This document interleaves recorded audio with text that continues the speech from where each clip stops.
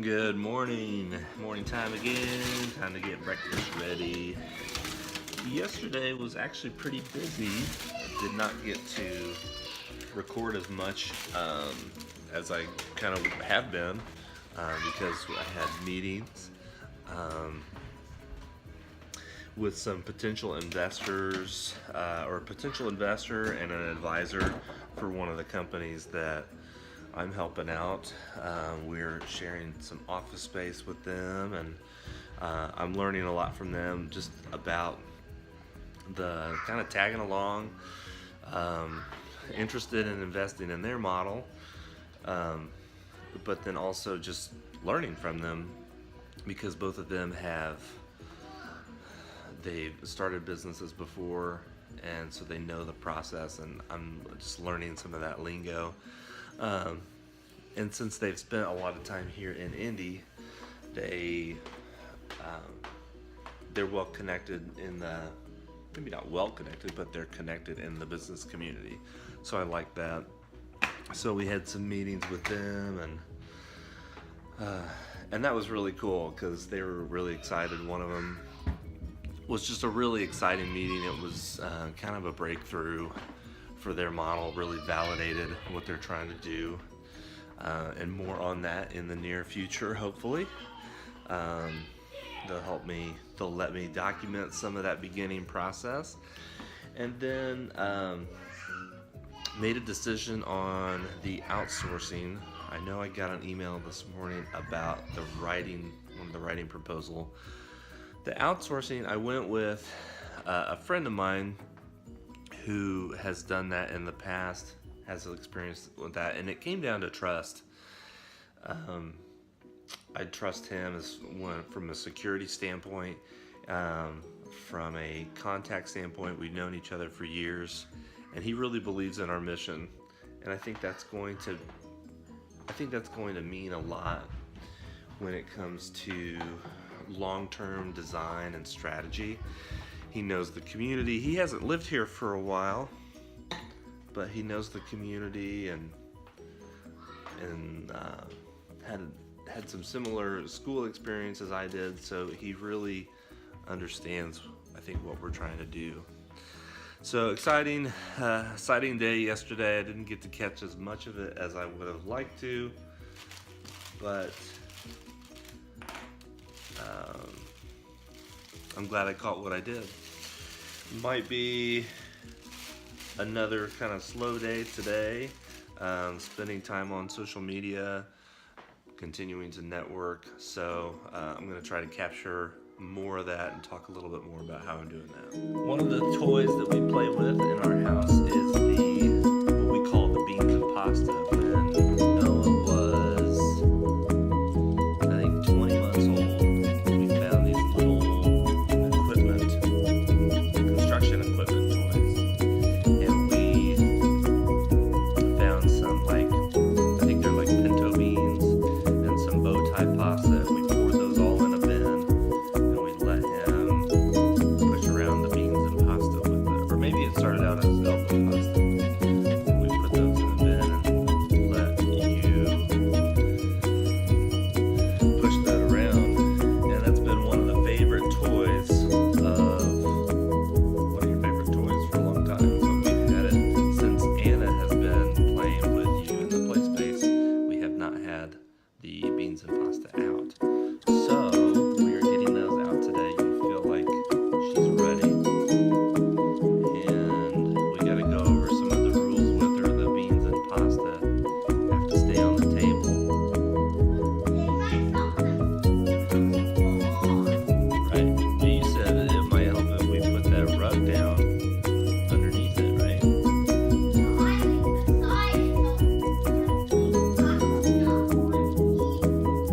Yeah. Okay. Could be helpful.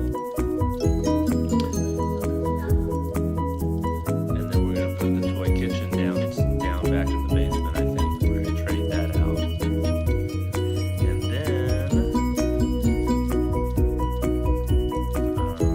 bring the table up for the beans and pasta. It's kind of like a train table. We use it for beans and pasta because there's two little compartments in it.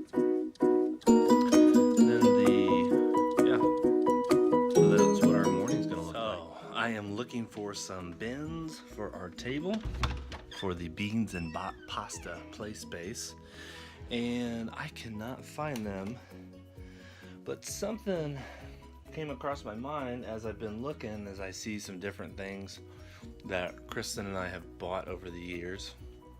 And it reminds me of this concept in unschooling and self-directed learning, that there is often a period of time that has come to be known as deschooling. This is a period of time where the student is especially undirected and almost especially lazy. There was one example that I think was actually really good. There's another YouTube video, and if I can remember to link it, I'll put that link in the description, or I'll make a card for it. It was called The Sleeping Student, and the story basically goes is that there was a self-directed learning center. It's actually a school. It was a Sudbury school, and a student enrolled who was actually dangerous in the public school classroom. He was violent. There were 2 aides that followed him everywhere he went to make sure that he wasn't going to hurt anybody. So they pulled him out, they put him in this Sudbury school, and the people weren't really sure how he was going to respond. So he showed up, he found a couch, and he went to sleep. Every day he just went to that couch and he went to sleep. And he did that for an entire school year. And so they said, okay, well, and he would get up at the end of the school day when his ride got there, and he would go home. And then, so he came back the next year. Now remember, this is a person who was violent in his previous school. We don't really know what that school environment was like. I cannot find these bins anywhere. We don't know what that environment was like, but we know that he had aides following him around to make sure he wasn't, I don't know, messing with teachers or messing with other students. Who knows? It could have been something as simple as just like throwing spit wads. I don't know. Which I'm not saying that we should let kids throw spit wads, but it seems a little intense that your rules are so ineffective that you have to have aides follow them. Anyway, so then he comes back again and he starts sleeping again. So they say that he slept for about another month, got up, looked around, went into one of the computer labs, and started advocating for better computers in the school. And so he started getting involved, and then they say that he became one of the most, he requested to be a chairperson of the school meeting, and they were kind of reluctant to put him in that position because it's like, hey, you've been sleeping for a year. Like, we don't know what you're going to do. But they said he was really effective, and he was really great. He advocated for some new computers and just did a really nice job in that position. So that's what deschooling really is. And maybe that's an extreme example. I know not every Sudbury school would allow the students to sleep, but that's just one example of how self-directed education kind of learns. You kind of works. You kind of figure out what you're free to do, and the concept that I get into is that you get so bored that you're like, all right, I'm gonna find something to do. And then you end up doing something that's productive. And I think that's such a powerful story. So I'll try to remember to put that link right here, right here on the palm of my hand, so you can check that out. One thing I would really love to do, and I don't feel comfortable doing because I don't want to put this on other people, is I would love to record myself interacting with people in the service industry, potential clients, anything like that, because I want to try to put that extra level of accountability on myself that somebody's watching me. And I also want to practice that idea of constant acts of kindness? How can I show a high level of kindness to everyone that I approach? And I think that's important. It would keep me accountable, but when I think about it, why do I need that video? Why can't I just do that? I mean, I believe that God sees everything that we do, but we have to be motivated within to do that. One of the reasons that someone might want to watch my show is the same reason that they would want to watch fails on YouTube. It's kind of fun to see somebody do something that you know how to do and they totally botch it. And I think that's what you're going to watch a lot of times. You're going to see me saying things and doing things that you're thinking, maybe as an educator, administrator, teacher, you're like, I would not do that. And I can't wait to see how this blows up in my face or his face. What's going to surprise you sometimes is it's actually going to work, and it's going to produce results way beyond what you thought was even possible. What's up, everybody? I have just finished reading or listening to Gary Vaynerchuk's Crushing It, and I can't recommend it enough. If you want to understand how people are using social media to kind of build a presence online and communicate with possible customers and even earn money, I mean, it was just awesome. The biggest part of my review is I've been documenting this journey of starting a school, as many of you know, and there's been some days where I think, I just don't know if I should be documenting this much. This seems kind of silly. It seems a little narcissistic, and he kind of closed out the book, or the part about documentation, near the end of the book, of just saying, imagine if you could watch your grandparents live their lives, and if you could watch them go about their day, fall in love with your grandmother, start businesses, grow up with their kids. I mean, it brought tears to my eyes, because the only time that I spent with my grandparents was kind of in these limited situations, and I didn't get to see that. And so when I start to think about that, it's like, man, I want to capture every moment I can, and those will be like letters home to my family. And so I guess my encouragement to my friends is keep documenting, keep sharing. Even if you don't share it with anybody yet, just keep it.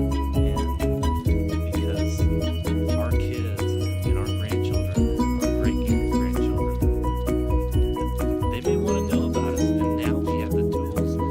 We have even more tools at our disposal to share things about us, which I think is really cool. Winding the day down, Noah and I just got done playing, and he's 4 years old. Got toys picked up, and sometimes we don't always put the couch the way that it's supposed to go. Not just his fault. There's the couch. But that's really just the play couch, so nobody ever sits on it in the evening.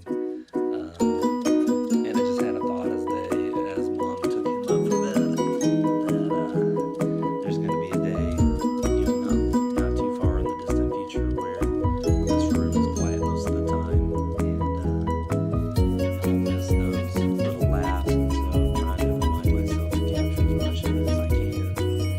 And because looking back at that video, as long as God willing we don't lose it, and